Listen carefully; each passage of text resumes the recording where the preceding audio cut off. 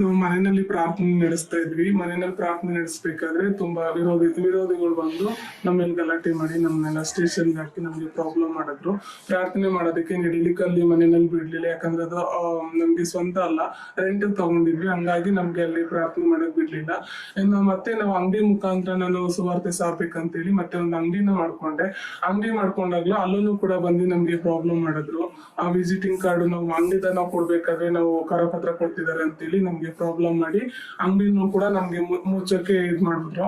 ನಾವು ಅಂಗಡಿನೂ ಕೂಡ ಮುಚ್ಚಿಬಿಟ್ಟು ಎಲ್ಲ ಕಟ್ಟುಗಳು ಮನೆಯಲ್ಲಿ ಇಟ್ಕೊಂಡು ಬೀದಿನಲ್ಲಿ ವ್ಯಾಪಾರ ಮಾಡ್ಕೊಂಡು ಇದ್ದೆ. ನಮ್ಗೆ ಮತ್ತೆ ಈ ಸಮಸ್ಯೆ ಬಂದು ನಮ್ಗೆ ಏನ್ ಮಾಡ್ಬೇಕು ಅಂತ ನಮ್ಗೆ ತುಂಬಾ ಸಮಸ್ಯೆ ಆಗಿತ್ತು. ಏನ್ ಮಾಡ್ಬೇಕು ಅಂತ ಮುಂದೆ ಏನ್ ಮಾಡ್ಬೇಕು ಅಂತ ನಮ್ಗೆ ತಿಳಿತಾ ಇರ್ಲಿಲ್ಲ.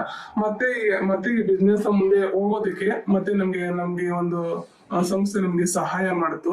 ಮತ್ತೆ ನಾವು ಅಂಗಡಿನ ಮತ್ತೆ ತೆರೆದು ಒಂದು ಮನೆಯಲ್ಲಿ ಅಂಗಡಿ ತೆರೆಯುವ ಹಾಗೆ ನಮ್ಗೆ ಸಹಾಯ ಮಾಡಿದ್ದಾರೆ. ಅಂಗಡಿ ಮತ್ತೆ ಮುಂದುವರಿಸೋದಕ್ಕೆ ನಮ್ಗೆ ಸಹಾಯ ಮಾಡಿದಂತ ಎಲ್ಲ ಒಂದು ಸಂಸ್ಥೆಗಳಿಗೂ ಧನ್ಯವಾದಗಳು. Thank you.